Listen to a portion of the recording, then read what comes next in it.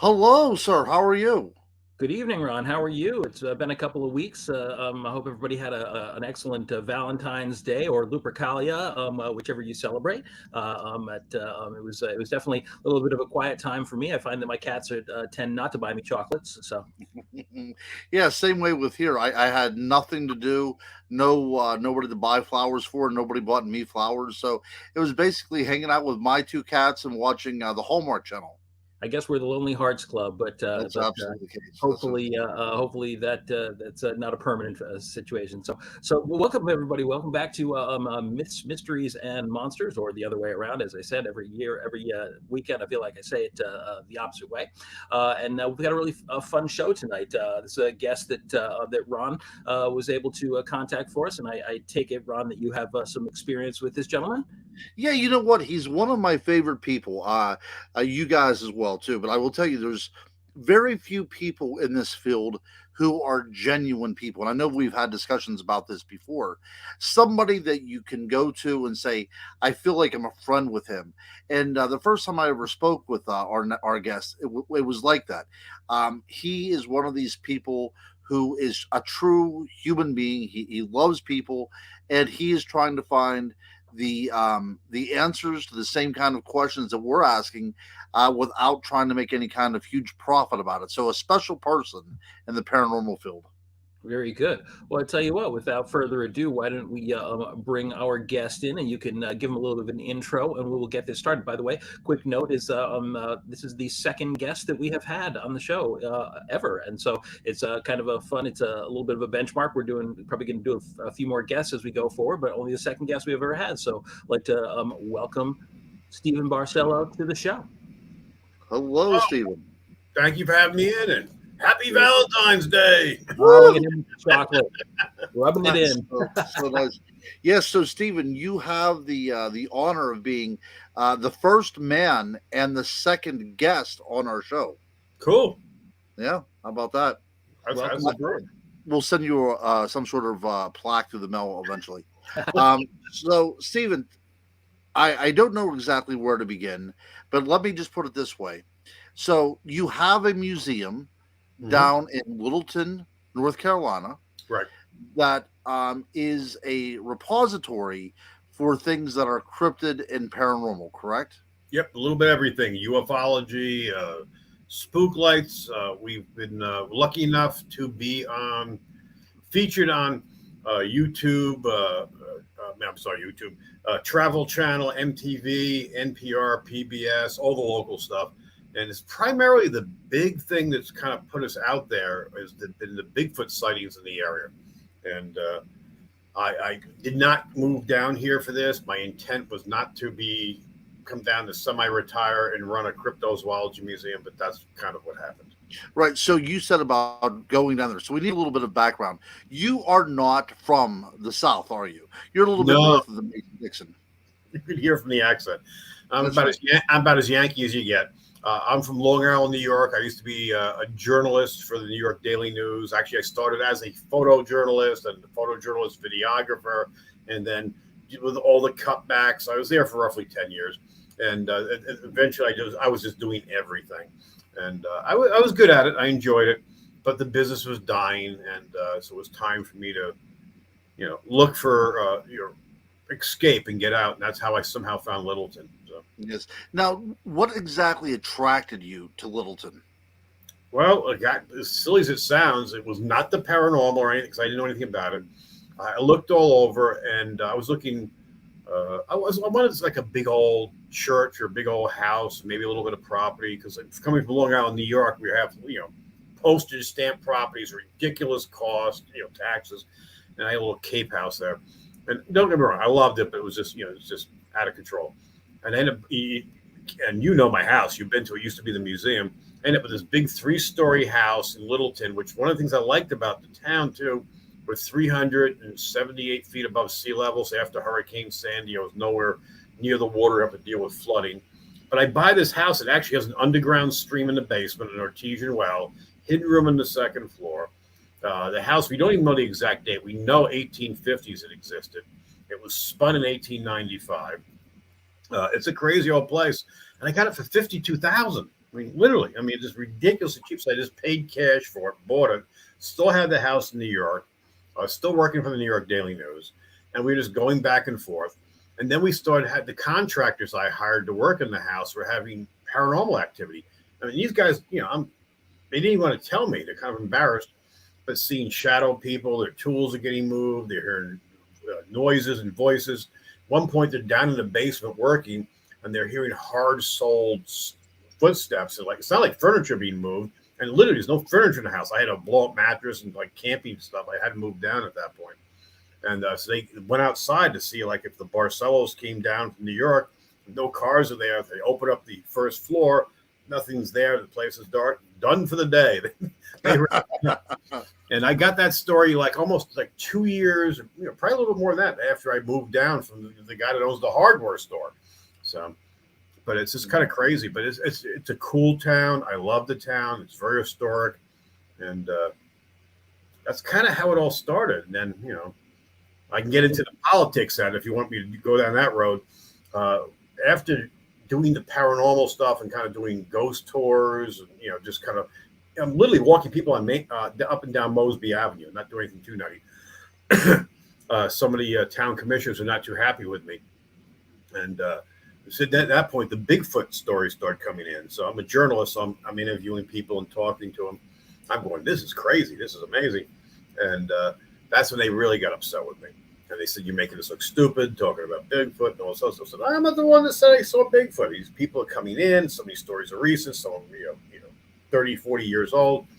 And so at that point, I don't know if I have my sign. I can give you a picture of my sign. I ended up running for office. I got aggravated. My Bigfoot sign, my political sign says, Bigfoot says, there you go. Run or vote for Steve Barcelo. Well, I get elected. They actually vote me in. So they voted in the Yankee that runs the Bigfoot Museum. And actually, I ended up running twice. And I just resigned about, I guess, almost 4 months ago. Probably just about. And because I need to work on the new museum and stuff. But I was actually the mayor for a while, and I was the mayor pro tem. The mayor stepped down, so I was a commissioner and the mayor for, I guess I was the mayor for about 6 months. Now, this is a tiny little town as well. I mean, Littleton seems like kind of a one-horse town. You got, what, 650, 700 people? We're less than that now. It's an elderly community. We've lost quite a few, unfortunately. But right now, the town's turned around. We've had back in the day here, they fought anything. They fought me. They didn't want to change. And we're lucky we have the Fitz Foundation came in. And he's tried to help before. He's from here originally, deep pockets, done very well. He's got that Midas touch. And we've got now a bistro in. We got a wine shop. We got a brewery coming in. The coffee shop's open. He gave us a school. I mean, huge, huge stuff. And this wouldn't have happened with the previous people that were in here. They fought everything. At one point, Food Lion wanted to come down. We have a Piggly Wiggly in town. I don't know if you guys are familiar with a Piggly Wiggly. Yeah.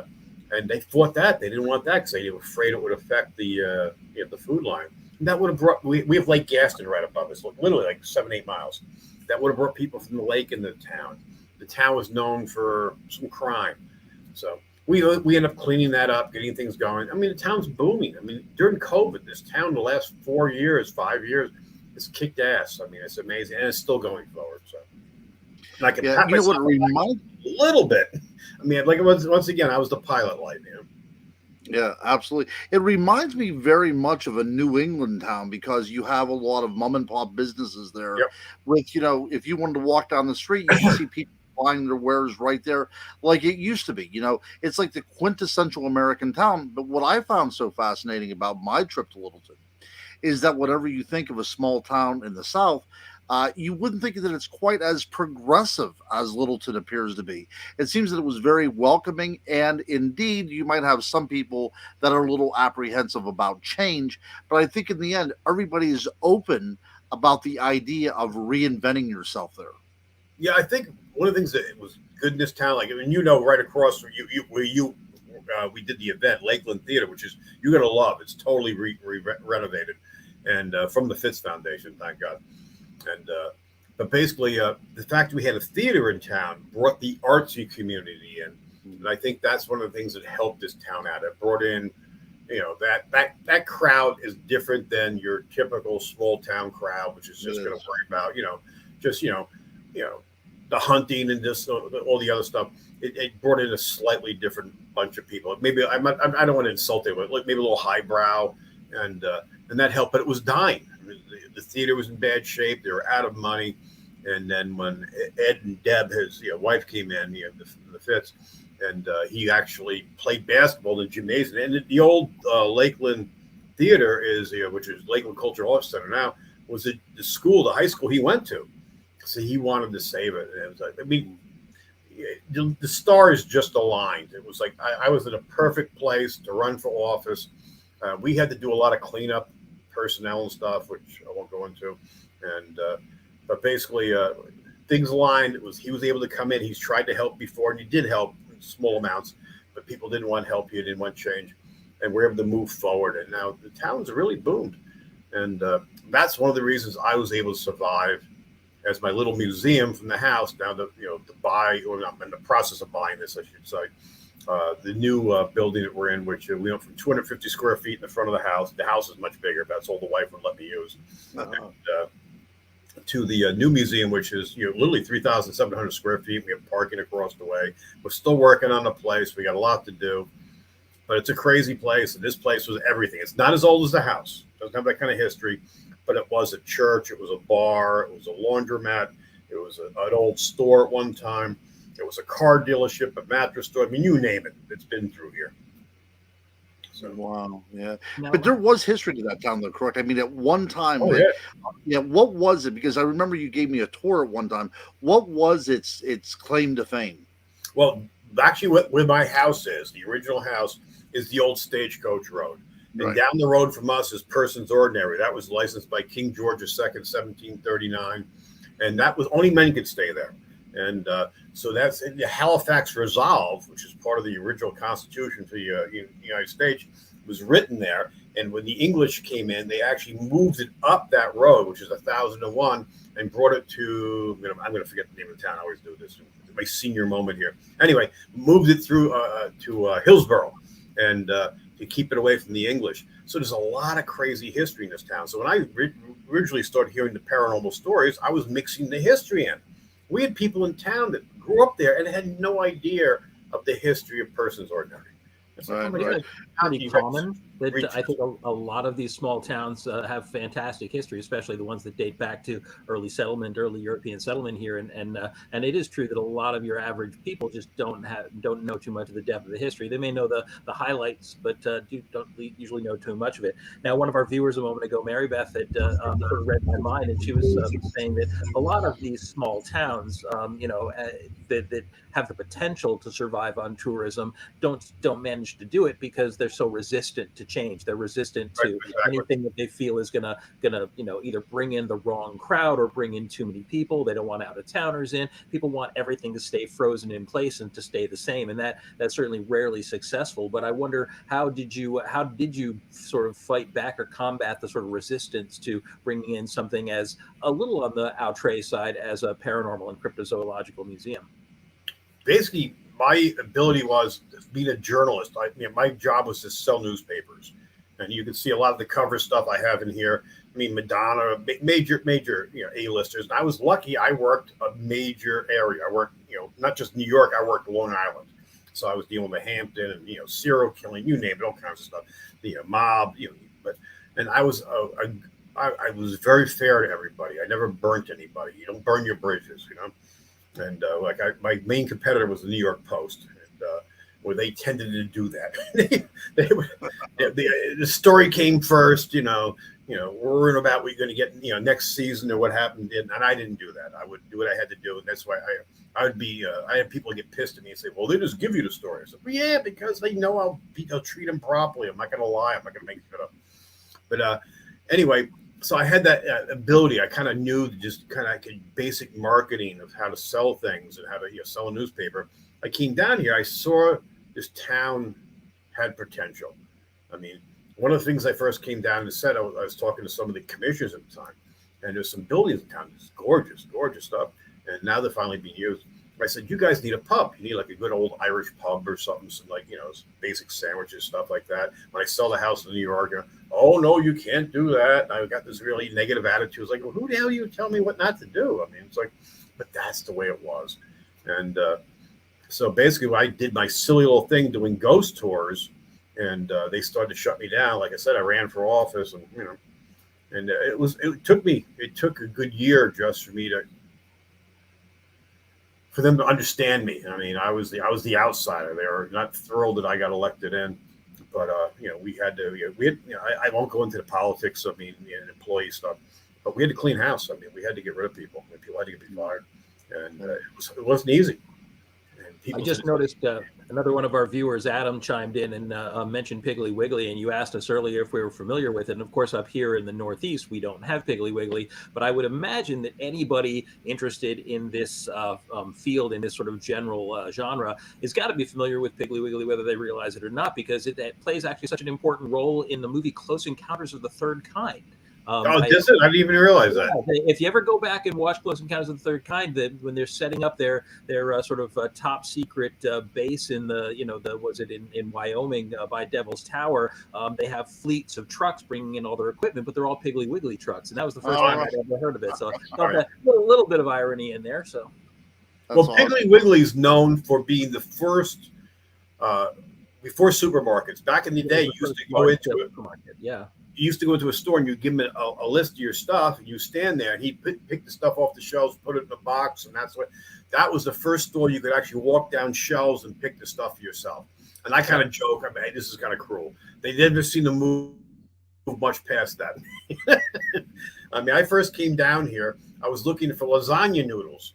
And I was going up and down. I couldn't find them. And eventually I found them in the Spanish section. Oh, and it was covered with dust. It was like kind of funny. Oh, that's awesome. It's what we have in town. And they've actually, I got to say, since I've been here, because of the improvements in the town, they've had to step up their game. But, we need Lidls or Aldi's in town. I've been fighting for that. I'm out of office now, so I'll just. Yeah. So explain the arc then from being a writer for a newspaper to the paranormal. Now, were you always interested in the paranormal, or was this something that was almost thrust upon you? No, I was into the paranormal for quite a while. I got into it late in life. I used to travel. I used to work at Brookhaven National Laboratory, the U.S. Department of Energy. And I was the blue collar. I was a water treatment plant. I had a really good title, but it didn't mean much. Water treatment plant operating engineer. We were the water plant guys, but we did do pump and treats for the tritium leakage from the reactors, and I used to be part of the old Manhattan Project and stuff. Albert Einstein used to go out there way back in the day. Another place with really cool history. But back then, it was before. You got to remember, before the internet was really a big thing. Shareware. I'm going to really show my age here. So I used to travel and make discs and sell shareware. And I used to drag my daughter with me, my oldest daughter, Holly, who you met Holly. And she was like 9 or 10 at the time. And I traveled down the East Coast on weekends and sell shareware to make a few. I was always a hustler.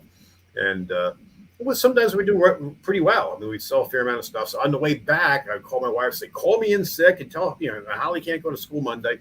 And we stopped at Gettysburg, and we got into the ghost hunting stuff. Actually, it's funny now. I do events, and I'm sometimes my table's across from Mark Nesbitt, who's kind of the first guy that really turned me on to some of this stuff, and he gets a kick out of that. And but we would do the ghost tours, and eventually I bought some ghost hunting equipment. And next, I'm the idiot on Long Island who's doing the haunted lighthouse and stuff. So Halloween, they'd reach out to me, and I would be the guy they do an interview with for the ghost, the haunted lighthouse or whatever story it was for the Halloween radio spot. But I'm still working at a real job, and eventually I was always into photography, and that goes back to me being in junior high. I mean, remember, I'm old. We're talking film, and even when I did 16 millimeter video, we're talking. These kids today. I have some in the museum that show them about the Patterson gimbal and stuff. I mean, you literally had to physically cut film and tape it. I mean, it isn't like editing like these kids are used to today, but. I was always into that, but my photography teacher and I, of course, were young men, what do we want to do? We want to take pictures of, we want to be Playboy photographers. We want to, take pictures of pretty girls. And he basically told us, you're going to be lucky if you can get a job at J.C. Penney's taking pictures of babies. This is a hard business to get into. And so we took it to heart. We realized, okay, it is what it is. We're just going to have fun, the artsy stuff. And so, I moved on. I went into construction, and later, that's what got me into Brookhaven Lab. And eventually, I was working at Brookhaven Lab, and I actually bought my first digital still camera. I bought a Nikon, which would be like, so low tech compared to today's stuff. But I messed around with it. I did a couple of shoots and stuff, and believe it or not, I got published a couple of times.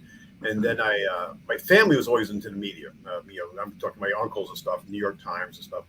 So I reached out, and I got a couple of gigs of the New York Times. They were paying good money back then. It was like $300 a gig. So sometimes they give you 2 in a day.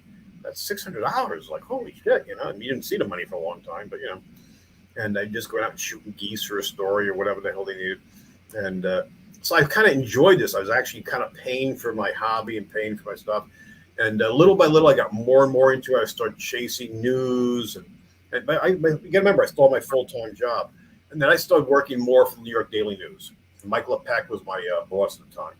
And he was a crazy guy. Everyone says the crazy guy in Superman, the crazy boss is based off Mike. I mean, Mike was like, you're erratic. I mean, fire you, call you back, get your ass out there. What are you doing? I mean, really, it was just, and he didn't admit to it. And, but anyway, so when he's calling me all the time, I'm working. I got a real job. And I was like, Mike, you got to stop calling me. They understand what's going on. I can't be running off, calling in sick to do these jobs. And it got to the point where even though I had almost 20 years at Brookhaven Lab, I guess it was 18, whatever, some years at that point, Mike says, well, you're on a job, kid, you got it. So basically, they kept me going full time. How could I say no to doing my dream job? Be a photojournalist in New York Daily News. So that's how it started. A job like that. Yeah. I mean, so, I started doing that. And then at that time, they had a presence on Long Island. They had offices, Nassau, Suffolk County. So I was one photographer. And I was good. I was kind of aggressive. I could do stuff. And I had connections. And little by little, they kept the business was dying. It cut back. So it got to the point where I was the only guy in Suffolk County. Then eventually, I was the only guy doing Nassau and Suffolk County. Then video came in. I'm computer literate, so I was able to do video and edit and stuff.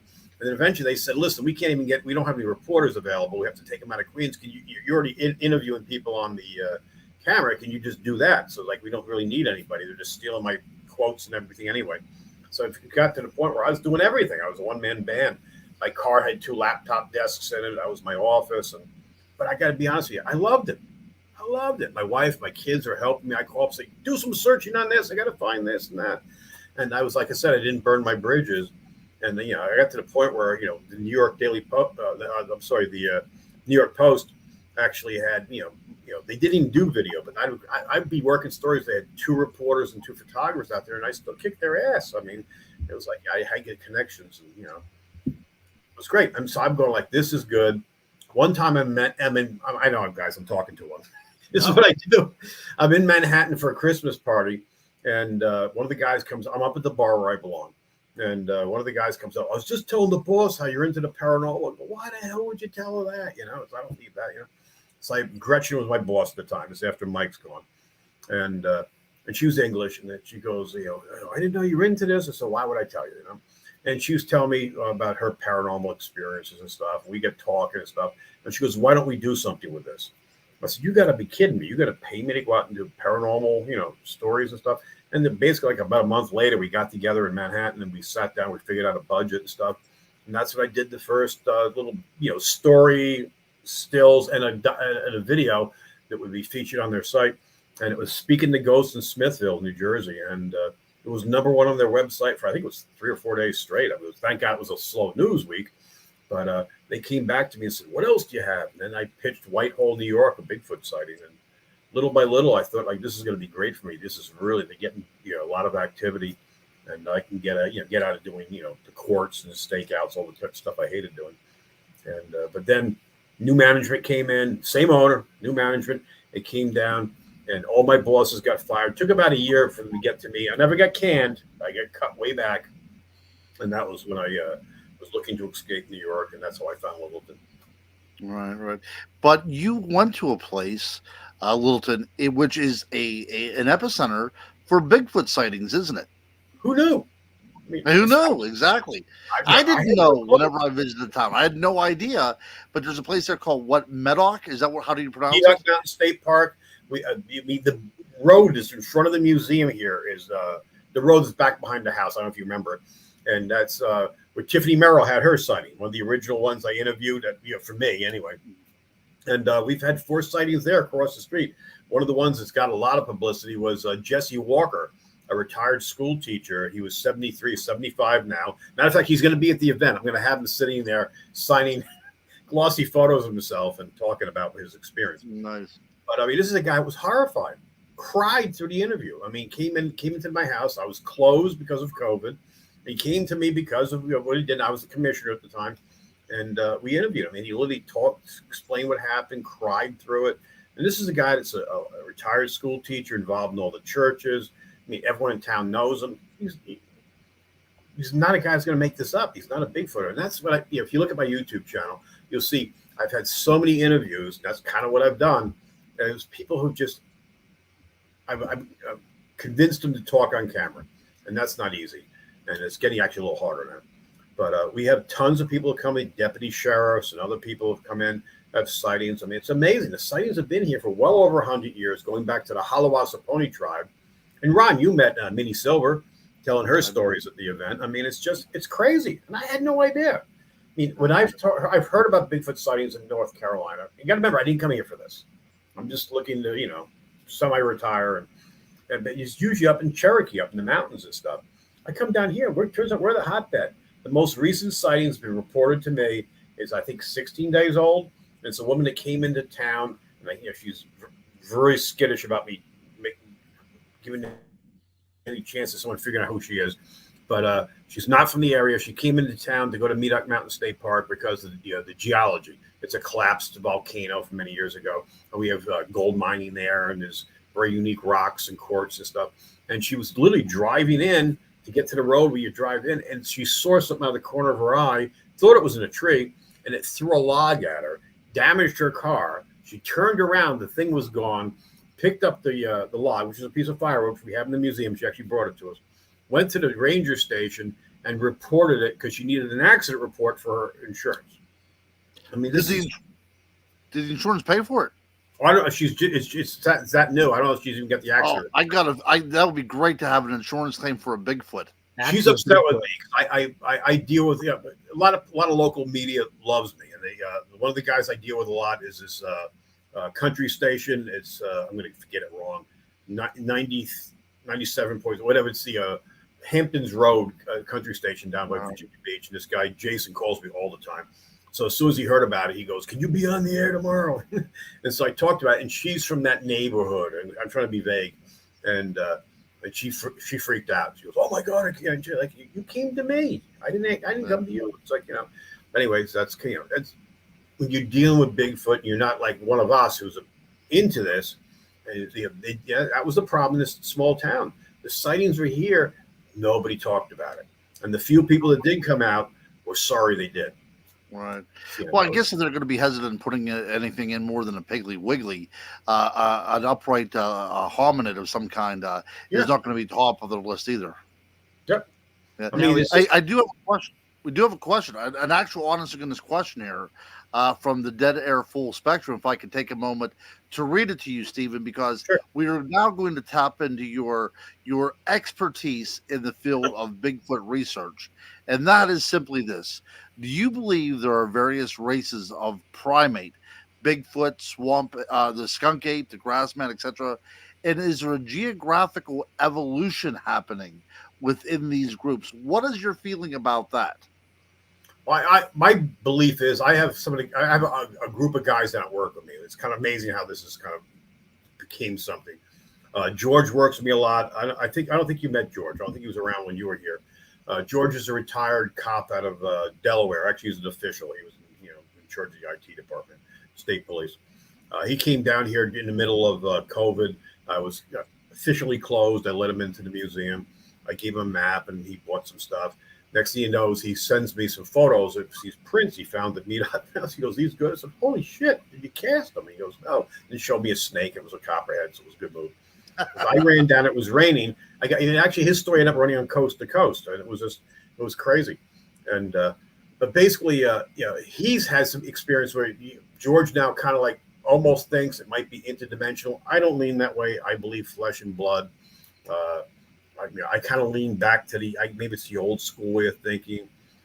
Giant Pithecus coming through. A land ape. I mean, we've had. I think I've told you this. You met Minnie Silver once again. Her son had sightings of a Bigfoot when he was like 14, with dark blue eyes. I mean, so there's crazy, crazy stuff going on here. And as far as different things, I agree. I think different areas. My first documentary I ever did on Bigfoot was Whitehall, New York. It was Paul Bartholomew. It was for the New York Daily News, and they were large creatures. They felt they migrated. We don't think these migrate here, and they move around, but they don't. We seem to get the same prints season after season, and up there they're kind of reddish browns. Everything here is pretty much jet black, long shaggy hair, jet black, and on the large size, they're well into the 10-foot range. Matter of fact, I think I sent you a thermal image I got 2 years ago. And I watched this thing walk through the woods. I was in there, and we had multiple witnesses. And this thing was easy 8.5 feet tall. It was huge. I mean, the girth on it with the bent legs. And I literally, I could hear it with a parabolic dish. I at the time, I was using the flare scopes before we got into the AGMs, which if you're going to buy a thermal, go AGM, trust me. And I don't make any money off it. Just trust me. They use equipment. And I wish I had that. I mean, I would have saw everything. This thing obviously had no clothes on. I mean, the thermal cameras, you can see clothes clearly. As a commissioner, the mayor, the police in town used to borrow my thermal scopes all the time to find, they lose a crackhead in the woods or something. I mean, they work daytime and night. We're stepping up the game. We're getting more and more equipment in. And I mean, you got to remember, I didn't come down here for this. I mean, I always had an interest in this. 90% of what I did was regular news, crime. Celebrity was great for me because I had secondary sales. I mean, I enjoyed this. I was into the paranormal. I'm from Long Island, New York. We don't have any Bigfoot sightings on Long Island. We're excited to see squirrels. I mean, yeah, the Amityville to work with there. So, I mean, I don't know if I answered the question properly, but So what's the landscape like, where all these sightings are happening? Do you have like a huge forested area, something going up into the mountains? Is there like an extensive, wildlife preserve? What kind of an area are these sightings taking place in? Well, the whole area here is little tiny towns. These towns are, even when they were booming back in the day, before I-95 and I-85 came through and killed these little towns,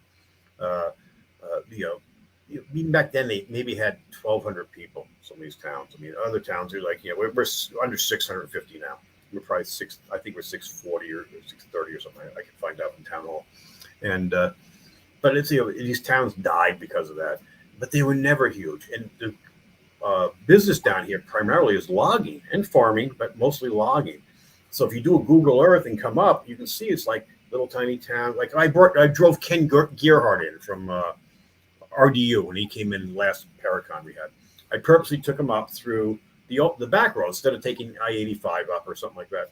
And he's going like, "Oh my God!" And you can see like there's nothing but woods. It's nothing but woods. A few little towns here and there. I mean, and the hunters here don't go into the woods. And I run a dog rescue too. I do all kinds of stuff. I'm an idiot. I'm my own problem. And but basically, they use hounds here. So basically, though. The hounds will be trained to chase deer. A few of them have electronic collars on, and they basically go out in the woods and they chase the deer. And they basically have these radio antennas. And when the deer come running across the road, they shoot them, which I think is not really hunting, but it's neither here or there. And so the hunters don't really go in the woods. Very few of them do. So we got tons of forest, tons of untouched areas here, and these sightings go back, like I said, to the Halawasa Pony tribe and stuff, well over 100 years. And now that I've been doing this, I mean, it's not unusual. At least once a month, if not sometimes multiple times a month, someone comes in with their story. And one of the stories I'll get fairly common is, I'm going to tell you something. I've been married for 36 years. I've never told my wife. This happened to me and my buddy back when we were fishing or hunting, whatever it was. And they'll tell me, this is why I never hunt again. And they see these things out there. They move in family pods. They're large. Even Ron probably remembers Minnie Silver telling stories about people going missing, children being snatched. I mean, one of the craziest stories she told me is, this is before her time, but they're talking about there was like a group of smaller ones around, and they seemed to have a better disposition, but they were like kind of like midget Bigfoot. And one gets into a house. This is back when they had a lot of sharecropping here, which I never realized the moving here is just another type of kind of slavery. You work for the boss man and you got stuck doing whatever. And one of these things gets into a house and they can't get it out. So the community comes together. And she says they burned it down, but they basically, what I'm hearing from people, they smoked it. They basically started a fire, created smoke. They had the front door open, and everyone's outside with sticks and clubs. When this thing comes running out, they beat it to death. And she's telling me as we're driving around, she's showing me things and introduced me to people and going like, oh my God, where is this thing buried? I said, I'm a town commissioner. Maybe we can exhume the body. We got to find out what's going on. But they have no idea. They have, No. but it's story after story after story here. Well, around what time? When was that? Was that like in the 30s or the 40s, or that would have gone back? Now it probably. She told me that. She said it was 80 some years back. I expect we did the last thing, so it's got to be 85, 90 years ago. Okay, all right. But they've actually brought me to some. Again, we still have homes out here, cabins that have dirt floors. I mean, some of these people are still living in those conditions. I mean, it's just I was amazed coming down here. We have churches not too far from here. Actually, one of the guys that helps me out in the museum is involved in the church, and they are into this dancing with rattlesnakes. I mean, it's just it's a different world. I mean, it really is. I mean, he's not pro that. I mean, he's a very religious man, and he's a Bigfooter. I mean, big time Bigfooter. And but I mean, it's like when I came down here, leaving Long Island, New York, it was like it was a major change. It really was. And don't get me wrong, I love it here. I love it. And but I mean, this is why the stories are not being told. These are not communities that go out and talk to the media. And I'm so lucky that I've got to the point of all people, the crazy Yankee, they're coming and talking to me and they trust me. And I guess I just have that ability to, talk to them. And, you don't want your name out there. You don't want this. It's fine, One of our regulars, Mary Beth, was just pointing out that people have talked about DNA samples taken from hair, and that they came back closer to human. Any experience with that, or ideas on sort of what exactly? I mean, we talk a lot about Bigfoot, Sasquatch, and all these different sort of variations on the creature, but any theories or particular opinions on exactly what these animals are? I know you said you don't sort of cotton with the extraterrestrial or the interdimensional thing, which I'm on board with that. It sounds like if they exist, that they would be a natural phenomena. But any ideas what you think they may actually be? I tend to lean to flesh and blood. I'm open. I mean, I run a cryptozoology museum, for God's sakes. I mean, we do everything. But personally, I mean, I've gotten thermal images. I've seen stuff. I've had rocks thrown at me. These things are out there. I've had so many people talk to me, unfortunately, it's just only a small batch I've been able to get on camera. And I honestly think these things are flesh and blood. And we've gotten hair brought to us. Unfortunately, most of the hair, and I think Ron saw that too. I think it's a hair extension. I mean, I would never even pay to have it. It doesn't look right. I have one good hair. It was brought to me. And unfortunately, it's not even from here. It's from Florida, and that's a skunk ape hair. That I would have tested. But we go out looking. I mean, we've had terrible luck with game cameras. Thermal cameras are great. We're trying to buy a thermal drone. It's just right. The bucks. It's just we just don't have the money right now coming out of COVID. I'm having a hard enough time putting this event together. Things are rough. I'm supporting the museum personally right at this point. We're getting there. Things are coming back, but it's just it's just so much going on here, and just to try to keep things going. I'm really lucky that I have a really good crew of guys, a lot of good retirees. Like I said, mostly they're cops. They're into the body cams. That's what they used to. And I'm going that way. I'm giving up on the GoPros. I think the body cams are a much better way to go. And but I've had terrible luck with GoPros myself. I hate them. And I've got a bunch of them. I mean, the noise quality, overheating, is just. These guys get the body cam. They put them on, turn them on, no problem. It's like, yeah. And look at the quality of stuff they get, and the audio on some of these body cams is just amazing. It's just, Now, one thing I hear people saying from time to time, and it's not super common, but I do hear it periodically, is people kind of overlap or sort of mix in Sasquatch and Bigfoot stories with the dogmen legends and, werewolf folklore and things like that. Do you ever get any reports, that kind of thing, or anything that kind of crosses the line where it's not necessarily simian or ape-like, but something more dog-like, more wolf-like? We get that time and time again. It's kind of funny you say that. When I first came down here, and people started realizing I was into this, and it's like I said, it's an older community. Some of the people came. A couple of women actually came to me and said that they saw wolfmen, and they were telling me I saw this thing in my backyard. It went through the yard, and I started talking to them. So wolfman, it's like I'm getting skeptical, and when you talk to them and when they start explaining it, it sounds like a Bigfoot. I think they just don't think Bigfoot. They were going to the Lon Chaney movies they grew up with because it's older. They just, they're not thinking that way. And I think now that that's part of the good thing and bad thing about having a museum now that's been published all over the place, which is, it's really good for the town. But now I think everything. I mean, someone even sees a bear in the woods. It's, and bears stand up. I mean, bears can walk for short periods. They do a toddler walk, and so we try to vet everybody as we go through. I was in Crypticon. Crypticon's a great place to go if you guys ever, besides our festival, of course. And I try to get there every year. And this last year, we're all hanging out the last day, and that's the day to hang around with all the guys from the museums and everything. And we're talking about it and saying, all we've got is our word. I mean, there's only a handful of people out there that are known to be fakers and somehow still get on Travel Channel and Survivor Man and stuff like that. But the rest of us, that's why the guys that work with me, we throw away evidence that most people would pee themselves for. I mean, we're very concerned. We try to make sure it's good. I mean, and I do that not just with cryptozoology, but with paranormal and everything else. And which makes it harder for us because, I can't just throw up dust orbs and stuff like that. We just won't do it. I mean, I'm not even a tree structure guy.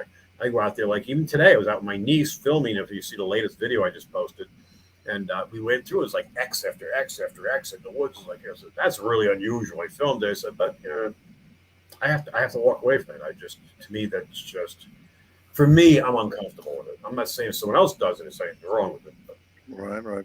Well, as we're running out of time here, as we've got about 15 more minutes to go, let's walk through the museum a little bit. Can you give us a kind of virtual tour? If I, Joe Public, enter your museum, what am I going to be witnessing in there? Well, as you first walk in, I try to keep the cryptozoology, the Bigfoot stuff. My big statues in there. I know. And so basically, I try to keep that. Now, we are in the Bible Belt. So some people do not like the paranormal. I keep that. Now, right now, we're only using about half the museum for the public. I'm still working on the back room. But it's going to be huge, and we're going to have an area back there for people like you guys to come in and do your book signings and the whole bit here. It's a decent sized museum. Like I said, it's 3,700 square feet. We're still working on the murals. I just had some more paint done. I mean, it's just timing's everything, and but we're getting there. I want to have a much bigger UFO section, which I have like almost nothing at the moment, but we're working on that. It's just, we have a lot to do, but we have we have TVs up, we have videos up. I try to make sure I'm there most of the time. I can tell, as you can see, I'm a talker. I can tell story after story after story. And I can literally open the front door and point across the street and go, that's Jesse Walker's house. That's the guy that had the sighting, 2 years, 4 months ago. And a small town. Yeah, it's crazy. I mean, this is not what I came down here for. My plan was to semi-retire. A lot of guys in my business do like table books or something like that, or get into doing maybe wedding photography or whatever your genre is. My plan was I wanted to travel. I wanted to see America. I wanted to go see Route 66, do photos, do a travel videos, stuff. A few dollars, like pay for my trip and let me just travel and stuff.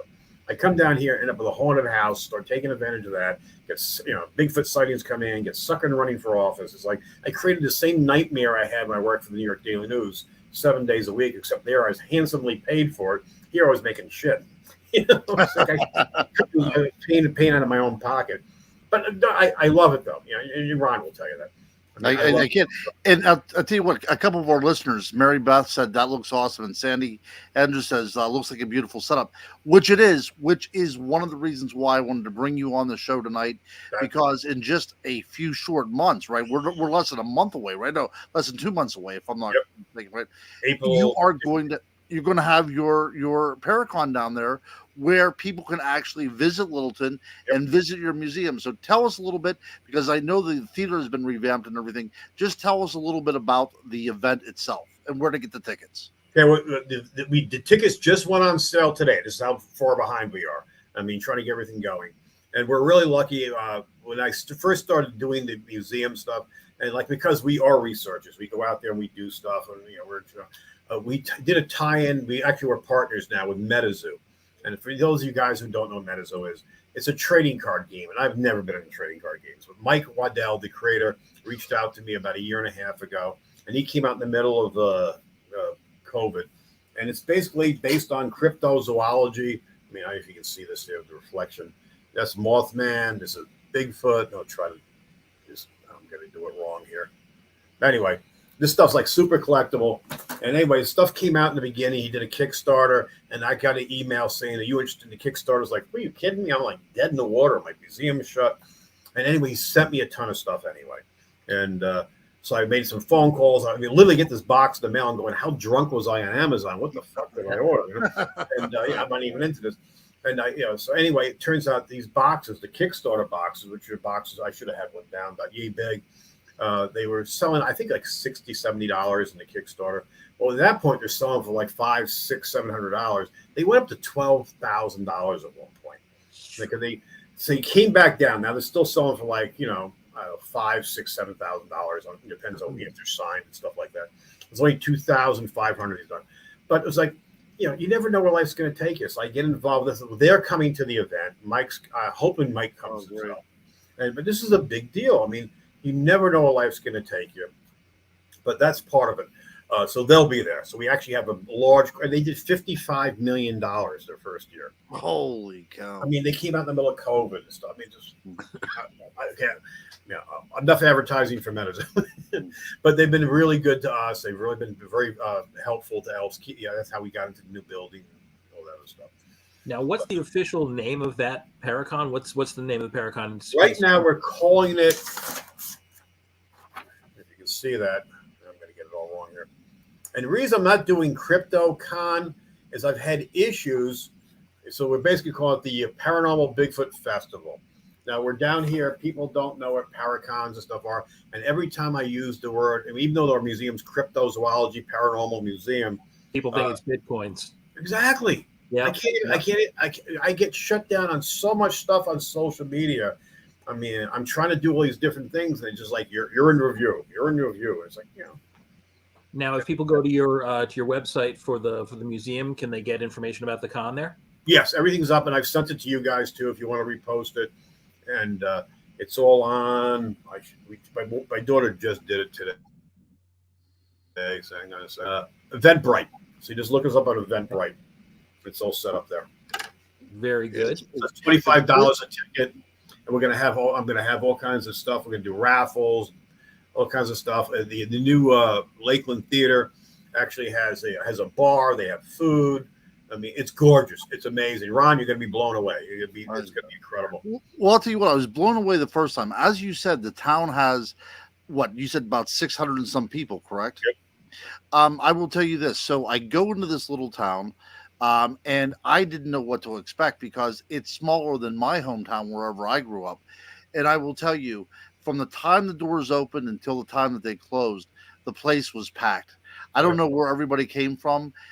It was, and also these people came because they were extremely interested in the paranormal. It wasn't like this was kind of like a, what are we going to do for the weekend? This was like an arranged type of thing in these people's schedules. They wanted to be here. They were very inquisitive. They asked a lot of questions, but to let you know a little bit more about how this is on the map of the paranormal, I get a call a few months after doing the Paracon, and it was from the Travel Channel, and they said, we saw you. We'd like to offer you a spot on our show, True Terror with Robert England. And I said, where did you see me? And they said, we saw you at Littleton, North Carolina. So so it's definitely on the map. People from the Travel Channel go there. People are going there just as as if they were scouting out things. So I will tell you, whenever this event happens, this is definitely the place to be. No questions asked. So we've been very lucky. We've gotten really good. I think part of that's me knowing as a journalist kind of what people are looking for. I mean, we just had PBS come in just before we came to this building. And I hate to talk about stuff. Like I'm not going to do it. That's jinx. I'll jinx myself. We're in talks with some other stuff now too. So now before we run down the clock here, because we've got about 8 minutes left. So we've talked quite a bit about Bigfoot sightings and things down there, and about the museum itself. But of course, you also have exhibits on UFOs and on ghosts and things like that. We talked a little bit about the fact that your house has some activity. What's the UFO situation like down there? Do you get a lot of sightings? Or I think rural areas, I feel like, always tend to. But what's how much exposure do you and your town and your in general do you have to UFO sightings? Yeah, I'm a UFO nut. I love that stuff. I always have. And I've seen very little myself, to be honest with you. So I'm still chasing it. I was just down on the Outer Banks. I guess it was not this weekend, last weekend, 2 weeks ago. I was there the day after they shot down the balloon in South Carolina, and I stayed at the Ramada on the 5th floor. And I actually gave my card. So I'm bringing telescopes in and thermal cameras. And they go, like, "Who's this wacko trying to check out people on the beach?" And they go, "Do you do paranormal? We have the ballroom on the 2nd floor. It's got all kinds of crazy stuff." Well, anyway, I was there for 2 days. I got shit. I didn't get anything. But anyway, by the time I got back is when they shot down those 3 items. Those 3 things with, the president and Schumer came out saying they're balloons. 2 generals came out saying they're not balloons. So I was loving it. I did a video, get over 8,000 views on that. But I love it. But we have sightings in the area. They're mostly above me at the lake. And so what we want to do with the new building now, I want to try to, as we're doing the roof, I want to have some cameras. We have no light pollution here. It's amazing. I'm from Long Island, so I'm used to you can't see nothing. Here, it's amazing. You walk out at night and you just see everything. It's just beautiful here. So we're going to get some cameras set up on here so we can see. One of the issues, like for my personal house, is the trees here. It's old growth. They're 90, 100 some feet tall. So, you can see the museum in that shot. We're lucky to be on North Main Street, and there's nothing in front of us. The old railroad was. So here we can actually get a pretty good view and see what we can see. But there are sightings here. Like I said, most of them come up from the lake. Most of the stuff I get personally is from the shore. And that's why we try to run down there. And the 2 times I've gone down, I've gotten skunked. I haven't gotten anything personally. But we're going to keep on. I think genuine sightings are a lot less frequent than your average YouTube video would convince people of. I feel like if they were quite as common as you might think on social media, we'd have a lot more proof than we do at this point. So, and like I said, we're 100%. We're up front. A lot of my videos, you go on my YouTube channel, I have a ton of videos up. And a lot of times, like even my niece today, we talked about the paranormal investigation we did here last night, which we got some really good stuff. There's a murder that took place in this building when it was a honky-tonk and stuff. This place has a lot of crazy history. It was a church for a while, and a laundromat and a car dealership and all this other stuff. But I took her for a hike at Medoc, because she's athletic kid, wanted to go out there and listen to the old man huff and puff behind her. But we shot video, and we got nothing great there. We had some weird sounds and stuff. But the bottom line is you got to do your due diligence. If you're not out there, if you don't put your time in, you're never going to see anything. Right. 90% of the time, I would say, is pretty safe. You're not going to get anything unless you're one of these people like every little thing is a Bigfoot. Every little thing is a ghost, you know. And there's a lot. You watch these shows. And they need to keep people watching, so they kind of invent stuff. Yeah, we see a lot of that in the general paranormal community. Is that there's not much time taken to debunk or sort of rationally explain Right. away anything. So everything you see is paranormal, is supernatural, is extraterrestrial. And unfortunately, I feel like that muddies the water a lot, because then when you do have real evidence, it's hard to just differentiate it from all of the bunk that's out there. I had a family call me today. Said, "I understand you're doing the ghost tours again at the museum now." And he goes, "I want to bring my kids." I said, "How old are they?" And he told me like one's 10 and this. I said, they'll be bored to tears. This is not a haunted house. There's not props. There's not like smoke. And, I said, they're going to get a K2 meter. We're going to set up laser grid. We're going to set up stuff. And, I can't guarantee anything's going to happen. I said, they're going to be just bored to tears. I said, come to the museum, just, pay the $5 admission, $2 for the kids, walk around, take pictures with Bigfoot, look at all the videos and stuff. And if you get something, if you want, I'll hand you K2 meter. You can walk around with that. And but I try to explain, like, we're not geared. When I was actually talking to one of the guys that works with me, I said maybe we'll set up like a kids thing that is like no more than an hour long. I'm not saying all kids are like that. Some kids are probably fine with this. I've had a couple of young kids come in that were like amazing ghost hunters and stuff. But for the most part, we try to explain to people what we do is legit. It's not we're entertainment too, but the investigations we do are 100%. Yeah, anytime you're dealing with the general public, you're going to get a percentage of people who only want the experience. They only want the spooky stuff. They want the light shows and the flashing, and it's tough to satisfy all those folks. Exactly, and it's like you give them a K2 meter, it's not doing anything. You've been here for 4 minutes. It's like, you can spend a week ghost hunting and get nothing. It's like it's just the way it is. Full torso, free roaming apparition. That's what they want. Exactly. So. Well, Stephen, thank you so much for coming on with us tonight and talking about all this stuff. It sounds like that it's pretty hopping down there. Eventually, I'm going to have to get down to Littleton and check it out, because I would love to. And it's my kind of area, too. It looks like a beautiful town, and I love good small Americana towns. I'm going to throw your information up on the screen one more time. Folks out there, if you are interested in at any time visiting the museum, getting some more information on what Stephen does and about the museum, or looking into the upcoming paranormal conference, which you said is in April, if I'm not mistaken. April 15th. April 15th at crypto-para.org. And as always, everybody, want to thank you so much for coming out and joining us tonight. And and of course, if you enjoyed our evening show or any of our shows, please give us a thumbs up, give us a like and a subscription here. We've got tons of great content here on the Dead Air Full Spectrum Network of fantastic shows like Extremely Strange. We have Paranormal Panoramic. So many fantastic shows, and hopefully you will check out all of those. We will see you folks all next week on the next episode of Monday Night Mysteries, Myths, and Monsters. And once again, Stephen, thank you so much, and hopefully we will see you again in the future when we've got some new news to share. So guys, sounds great, guys. Thank you so much, and I'm honored to be on your second show. Always glad to have you. So thanks so much, guys. Have a wonderful night. Ron, I'll see you soon. See you soon. Take care, guys.